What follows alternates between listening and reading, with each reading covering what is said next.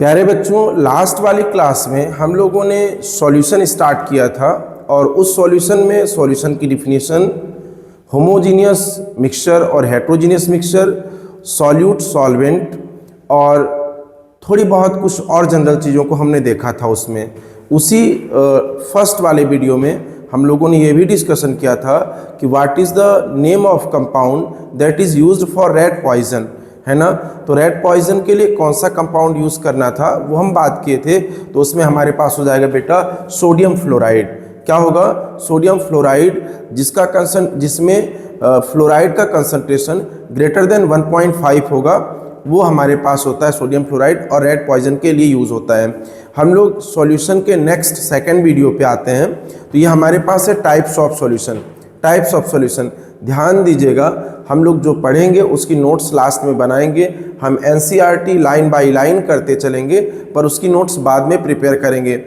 अब जब हम लोग एनसीईआरटी टेक्स्ट बुक ओपन करते हैं तो टेक्स्ट बुक का पहला ही क्वेश्चन है बेटा, what is solution and right the types of solution. तो ध्यान रखना, हम जब रेफरेंस बुक को पढ़ते हैं तो रेफरेंस बुक में ऐसा है कि हमारे सॉल्यूशन को अलग अलग तरीके से डिफाइन किया गया है। सॉल्यूशन के टाइप को अलग अलग तरीके से डिफाइन किया गया है, on the basis of solvent, on the basis of number of components, on the basis of physical state, on the basis of concentration. तो कुल मिला के हमारे पास 4 टाइप ऑफ सॉल्यूशन है।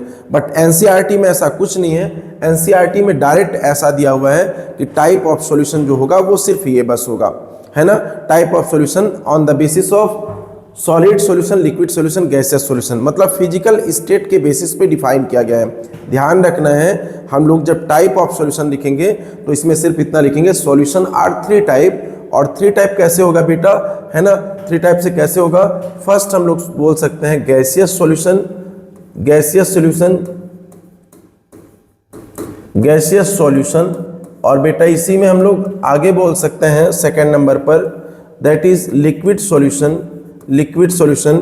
और लास्ट बोल सकते हैं बेटा सॉलिड सॉल्यूशन।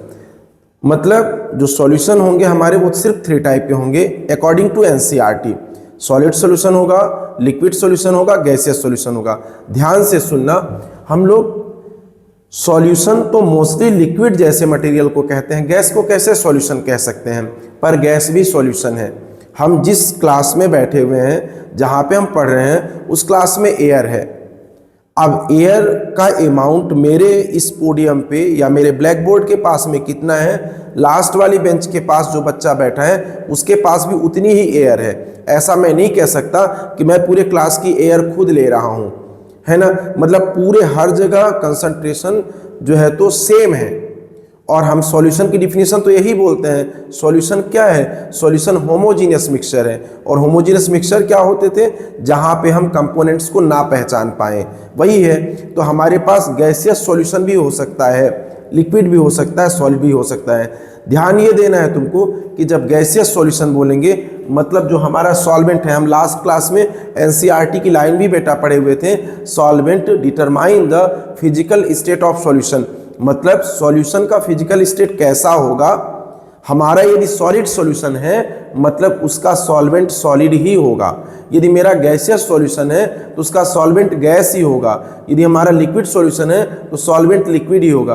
बदल कौन रहे हैं? सॉल्यूट बदल रहे हैं, सॉल्यूट बदल रहे हैं। अभी एनसीईआरटी का एक सेकंड क्वेश्चन भी आता है बेटा, है ना। Give an example of solid solution in which solute is gas and solvent is solid. NCERT second question है, तुमको सॉलिड सॉल्यूशन का एग्जांपल देना है बेटा जिसमें सॉल्यूट गैस होना चाहिए, बट जो सॉल्वेंट है वो तो सॉलिड ही होगा, क्योंकि सॉलिड सॉल्यूशन बोल रहे हैं। मतलब जो सॉल्वेंट है वही डिसाइड करता है कि कैसा मेरा सॉल्यूशन बनने वाला है। अब जब मैं गैसियस सॉल्यूशन की बात करूंगा मतलब सॉल्वेंट तो गैस होगा। अब उस गैस को एक सॉल्यूट भी मैं गैस लेता हूं, ऐसा कोई एग्जाम्पल सोचो जहां पे सॉल्यूट और सॉल्वेंट दोनों गैस हो। तो हम लोग एयर देखते हैं। देखो, air is the mixture of many gases. Air में बहुत सारी गैसेस हैं बेटा, बट मोस्टली हम ऑक्सीजन और नाइट्रोजन को ही मानते हैं। हमारे पास ऑक्सीजन 20.98 मतलब 21% के करीब रहता है, नाइट्रोजन 78% होता है। तो यहाँ पे चूंकि सॉल्यूट सॉल्वेंट कम और ज़्यादा होने चाहिए, उसके बाद हम लिक्विड और गैस का एग्जांपल लेते हैं, मतलब जहां पे मेरे पास जो सॉल्यूट है वो लिक्विड हो और सॉल्वेंट गैस हो। तो सॉल्वेंट गैस होगा, ऐसा क्या ले सकते हैं बेटा, तो हमारे पास हो जाएगा chloroform mixed with nitrogen gas. मतलब नाइट्रोजन तो ऑलरेडी एक गैस है और क्लोरोफॉर्म को यदि उसमें मिक्स करते हैं ना तो क्लोरोफॉर्म भी गैस का ही शेप ले लेती है, मतलब फिर वो क्लोरोफॉर्म दिखती नहीं लिक्विड उसमें। सेम है सॉलिड और गैस का एग्जांपल लेते हैं, मतलब मेरा जो सॉल्यूट होना चाहिए वो सॉलिड होना चाहिए, पर जब उसको हम यूज करें तो गैसेस फॉर्म में हो जाए। तो कैम्फर हम लोगों ने कपूर देखा हुआ है, कपूर जब हम देखते हैं ना बिफोर, जब हम लोग पूजा पाठ करते हैं बेटा, हर जगह देखा हुआ है हम लोगों ने, तो कपूर रखा हुआ है, पर जब कपूर को हमने जला दिया ना तो Kapoor without leaving any kind of S कुछ बचता नहीं है, वो मतलब गैसियस फेज में। गैसियस सॉल्यूशन का मतलब क्या, ऐसा सॉल्यूशन जो मुझे दिखे ना, वो गैसियस सॉल्यूशन हो गया। है तो सॉल्यूशन ही, एयर सॉल्यूशन है पर दिख नहीं रहा मुझे। मेरे पास जो है तो क्लोरोफॉर्म, जो अपन सुने हुए हैं कि क्लोरोफॉर्म किसी को बेहोश करने के लिए अपन यूज करते हैं, तो क्लोरोफॉर्म एक लिक्विड जैसा रहता है, तभी अपन हैंकी में डालते हैं, पर उसी क्लोरोफॉर्म के यदि हमने नाइट्रोजन में मिला दिया तो दिखता नहीं है। सेम है यदि हमने सॉलिड को किसी भी बेटा मतलब कैम्फर को नाइट्रोजन में ले लिया तो हमारा वो जो कैम्फर है ना वो दिखता नहीं है, वो ऑलरेडी गायब हो जाता है। अब लिक्विड सॉल्यूशन की बात करते हैं। हमारा ये पूरा यूनिट सॉल्यूशन का लिक्विड पे ही बेस्ड है, पर ये टाइप याद रखने बेटा, इससे बहुत सारे क्वेश्चंस बनते हैं, इससे बहुत सारे क्वेश्चंस बनते हैं। तो लिक्विड सॉल्यूशन का मतलब क्या हुआ, मैं यदि उसमें गैस मिलाऊं तो भी मुझे लिक्विड पानी जैसा मिलना चाहिए, मैं यदि उसमें सॉलिड मिलाऊं तो भी पानी जैसा मिलना चाहिए, और यदि मैं उसमें लिक्विड और लिक्विड मिलाऊं तो भी पानी जैसा मिलना चाहिए। तो पहला लेते हैं बेटा गैस, गैस को लिक्विड में हम लोग लेते हैं। तो ध्यान देना, नॉर्मली हम लोगों ने वाटर देखा हुआ है, वाटर देखा हुआ है, तो वाटर में होता क्या है, हमारे पास वाटर में ऑक्सीजन गैस मिक्स होती है। ऑक्सीजन गैस वाटर में घुली है, कैसे पता चलता है, जैसे ही बेटा हम लोग पानी को गर्म करना चालू करते हैं ना, नीचे से उसमें बबल्स बनना चालू होते हैं, तो मतलब ये पता चलता है। और पहले ऑक्सीजन ही इवेपोरेट होती है गर्म करने पर, है ना, कभी भी गंजे पे चाय वगैरह कुछ बनाओ तो ऑक्सीजन ही उसकी गायब होती है। तो कुल मिला के बेटा oxygen dissolve in water, soda मतलब CO2 dissolve in soda water. Second है लिक्विड लिक्विड सॉल्यूशन। तो लिक्विड लिक्विड के बहुत सारे टाइप हो सकते हैं, है ना, like upon ethanol dissolve in water. Normally जो मतलब ड्रिंकर्स होते हैं, एल्कोहलिक पर्सन होते हैं, तो वाटर में ही एल्कोहल को मिक्स करते हैं, एथेनॉल को। तो यहाँ पे मिल्क डिजॉल्व इन वाटर कह सकते हैं, मिल्क को भी हम लोग वाटर में मिक्स करते हैं। सेम है सॉलिड और लिक्विड का एग्जांपल लेते हैं। तो सॉलिड और लिक्विड का एग्जांपल शुगर इन वाटर कह सकते हैं, शरबत भी एक अच्छा एग्जांपल है, या ग्लूकोज इन वाटर कह सकते हैं, ये भी एक अच्छा एग्जांपल होगा। यदि मैं सॉलिड सॉल्यूशन की बात करता हूं तो सॉलिड सॉल्यूशन का मतलब क्या, मैं किसी को भी मिक्स करूं पर मेरा लास्ट में सॉलिड जैसा मिलना चाहिए। तो जो पहला मैं सेकंड क्वेश्चन कह रहा हूं, NCERT एक्सरसाइज का second question, gas in solid. तो गैस इन सॉलिड का मतलब कुछ ऐसे बेटा मतलब मेटल्स होते हैं जिनकी एब्जॉर्बिंग कैपेसिटी होती है। जब अपन SHE पढ़ेंगे, स्टैंडर्ड हाइड्रोजन इलेक्ट्रोड, वहाँ पे भी आएगा प्लेटिनम, पैलेडियम, ये दो चार ऐसे मेटल्स हैं ना, वो एब्जॉर्ब करते हैं गैसेस को। तो यहाँ पे मेरे पास solution of hydrogen in palladium, मतलब हाइड्रोजन जो है तो पैलेडियम में एब्जॉर्ब हो रहा है। पैलेडियम मेरा मेटल है, मुझे मिलेगा एक सॉलिड फॉर्म में, पर वो पैलेडियम एब्जॉर्ब करता है हाइड्रोजन को। लिक्विड और सॉलिड का एग्जांपल लेते हैं, मतलब कोई भी मैं लिक्विड लूं पर उस लिक्विड को यदि मैंने किसी में मिक्स किया तो मिक्स करने के बाद वो सॉलिड जैसा बन जाए। तो मैंने लिक्विड लिया बेटा, एक टर्म आता है अमलगम। अमलगम साइंस में जो टर्म होता है वो पर्टिकुलर मरकरी के लिए होता है, ये टर्म मरकरी। तो amalgam of mercury with sodium लिखा हुआ है बेटा, मतलब सोडियम हमारे पास एक मेटल है और उस सोडियम को यदि हम लोग मरकरी के साथ मिला दें तो ये हमारे पास लिक्विड इन सॉलिड का एग्जांपल हो जाएगा। और सॉलिड सॉलिड का मतलब क्या हुआ, बहुत सारे एलॉयज लेते हैं बेटा हम लोग, कॉपर डिजॉल्व इन गोल्ड, है ना, हम लोग देखते हैं 22 कैरेट का गोल्ड बनता है, 18 कैरेट का गोल्ड बनता है ना, 23 कैरेट का गोल्ड बनता है। तो ये जो कैरेट अलग अलग आते हैं वो क्यों आते हैं, अकॉर्डिंग टू कॉपर के मिक्सचर के बेसिस पे कि किस पर्टिकुलर गोल्ड में कितना कॉपर मिक्स है। 24 कैरेट का है मतलब प्योर गोल्ड है, उसमें एक भी कॉपर मिक्स नहीं है, पर 18 कैरेट का है मतलब वहाँ पे कॉपर का एबंडेंस 18% या 25% है, बाकी 75 हमारा गोल्ड हो गया।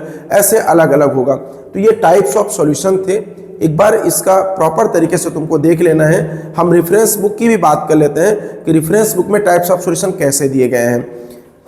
यदि हम लोग रेफरेंस बुक के अकॉर्डिंग चलते हैं ना, तो वहाँ पे हमारे पास सॉल्यूशन जो होंगे वो टोटल बेटा 4 टाइप्स के हो जाएंगे। सॉल्यूशन जो होगा हमारे पास, सॉल्यूशन ये बेटा हमारा नोट्स है जिसको हम लोग को प्रिपेयर करना है, अलग से लिखते चलना है आफ्टर कंप्लीटिंग एनसीईआरटी बुक। तो सॉल्यूशन वहाँ पे हमारे पास बेटा 4 टाइप से दिए हुए हैं, 4 टाइप से दिए हुए हैं। फर्स्ट टाइप क्या हो जाएगा, on the basis of solvent, on the basis of. दूसरा जो मेरा सॉल्यूशन दिया हुआ है वो on the basis of, on the basis of number of components, components physical state, physical state. से बेटा on the basis of concentration,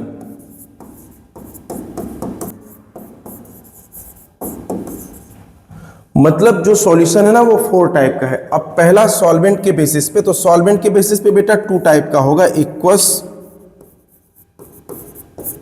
non aqueous.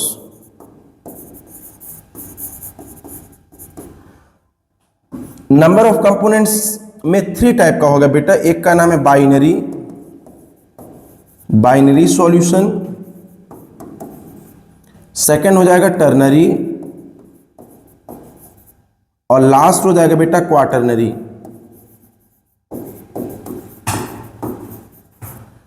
जो फिजिकल स्टेट के बेसिस पे वो 3 टाइप का होगा। एक हो गया हमारे पास सॉलिड, सॉलिड सॉल्यूशन। दूसरा हो जाएगा बेटा लिक्विड सॉल्यूशन, और तीसरा हो जाएगा हमारे पास गैसियस सॉल्यूशन, गैसियस सॉल्यूशन। और यदि हम लोग बेटा on the basis of concentration बोले तो 5 टाइप का हो जाएगा। फर्स्ट हो जाएगा हमारे पास कंसंट्रेटेड सॉल्यूशन, कंसंट्रेटेड सॉल्यूशन। दूसरा हो जाएगा डाइल्यूट सॉल्यूशन। तीसरा हो जाएगा बेटा सैचुरेटेड सॉल्यूशन। चौथा होगा हमारे पास अनसैचुरेटेड सॉल्यूशन, और लास्ट हो जाएगा सुपर सैचुरेटेड सॉल्यूशन। तो ये हमारे पास जो है ये टोटल अलग अलग रेफरेंस बुक में सॉल्यूशन के टाइप्स 4 टाइप के दिए गए हैं, पर एनसीईआरटी में सिर्फ सॉल्यूशन का 3 टाइप दिया है, solid solution, liquid solution, gaseous solution. हम थोड़ा सा इस पे बात किए लेते हैं, ये तुमको ध्यान में रखना है। बाकी ये सब टर्म्स हैं पर एनसीईआरटी में अलग अलग दिए हैं, सीक्वेंस से नहीं दिए हुए हैं। हम लोग सॉल्वेंट के बेसिस पे एक्वस सॉल्यूशन किसको बोलते हैं, तो तुमने कहा सॉल्यूशन विथ वाटर, मतलब कोई भी मैं मटेरियल लिया हूं यदि उसको वाटर में मिक्स किया हूं तो हमारा एक्वस सॉल्यूशन होगा। Solution with water are called aqueous solution, है ना। Solution without water are called non aqueous solution. हम लोग बाइनरी सॉल्यूशन जब एनसीईआरटी पढ़ते हैं तो एनसीईआरटी के फर्स्ट वाले पेज पे दिया है, this chapter, in this chapter we will discuss about only binary solution. तो बाइनरी क्या होगा, it is the homogeneous mixture of 2 components, मतलब बाइनरी सॉल्यूशन हम उसको बोलते हैं बेटा जो सिर्फ 2 कंपोनेंट्स का होमोजीनियस मिक्सचर होता है, वो बाइनरी हो गया। टर्नरी सॉल्यूशन क्या हो गया, it is the homogeneous mixture of 3 components. अब 3 कंपोनेंट्स का मतलब क्या हुआ, ध्यान देना, सॉल्वेंट तो हमेशा एक होगा, सॉल्यूट 2 हो सकते हैं। लाइक मैंने बेटा एक पर्टिकुलर सॉल्यूशन प्रिपेयर किया, शुगर का, वाटर का, सॉल्ट का, तो वाटर मेरा सॉल्वेंट होगा प्लस शुगर और सॉल्ट जो है तो सॉल्यूट हो जाएगा। टर्नरी, क्वाटरनरी की मतलब सॉल्यूशन विथ 4 कंपोनेंट्स, 4 कंपोनेंट्स के सॉल्यूशन को अपन टर्नरी बोलते हैं। यहाँ पे बेटा सॉलिड सॉल्यूशन, ऐसे बहुत सारे सॉल्यूशंस जिनको हम सॉलिड स्टेट में ऑब्टेन करते हैं, मतलब हम मिलाएं चाहे कुछ भी, मैं पानी में भी कुछ डाल दूं पर वो जो बाद में मिले वो मुझे सॉलिड स्टेट में मिले। हम लोगों ने पहला लिया था हाइड्रोजन का पैलेडियम में, वो सॉलिड सॉल्यूशन था। मैंने दूसरा लिया बेटा मरकरी को सोडियम में रखा, वो सॉलिड था। हम एलॉयज ले रहे हैं, कॉपर को गोल्ड में, वो सॉलिड था। गैसियस सॉल्यूशन, हम कुछ भी मिलाएं लास्ट में मुझे गैस जैसा मिलना चाहिए, ऑक्सीजन नाइट्रोजन का मिक्सचर हो गया। CO2 मतलब सोडा वाटर में हो गया बेटा, है ना, कैम्फर नाइट्रोजन पे हो गया, ऐसा हमारे पास गैसेस होगा, लिक्विड सॉल्यूशन होगा। ये जो अपन लास्ट में लिखे हैं कंसंट्रेशन के बेसिस पे, तो हमारे पास कंसंट्रेटेड सॉल्यूशन क्या होता है, ये solution in which amount of solute is high, मतलब जिसमें सॉल्यूट ज़्यादा हो, सॉल्वेंट वाटर ना के बराबर हो, तो कंसंट्रेटेड सॉल्यूशन बोलते हैं। मोस्टली हम लोग जो मार्केट से परचेस करते हैं एसिड ना, वो कंसंट्रेटेड ही होते हैं। कंसंट्रेटेड का मतलब उसमें सॉल्यूट बहुत सारा है, सॉल्वेंट नहीं है। डाइल्यूट बेटा हम लोग अपने लैब में प्रिपेयर करते हैं, ये solution in which amount of solute is less, solvent ज़्यादा होगा। सैचुरेटेड मतलब ऐसे solution, a solution in which no more solute can be dissolve at given temperature. Super ये अनसैचुरेटेड क्या होगा, ये solution in which some more amount of solute is dissolve at given temperature. Super saturated क्या होगा, ये solution in which amount of solute present in saturated solution, मतलब जितना हमारे पास सैचुरेटेड सॉल्यूशन पे भी था सॉल्यूट ना, उससे भी ज़्यादा हो, वो हो जाएगा हमारे पास सुपर सैचुरेटेड। तो ये हम लोगों ने टाइप्स ऑफ सॉल्यूशन पढ़ा हुआ है। टाइप्स ऑफ सॉल्यूशन आपको सिर्फ एनसीईआरटी की टेबल बनानी है, पर यह भी ध्यान में रखना है तुमको कि हम सॉल्यूशन को टोटल इतने टाइप से डिवाइड कर सकते हैं, है ना। ये वीडियो हमारा सेकंड पार्ट कैसे लगा आपको बताना है कमेंट करके। मिलते हैं थर्ड वीडियो में। Thank you, thanks for watching and listening me.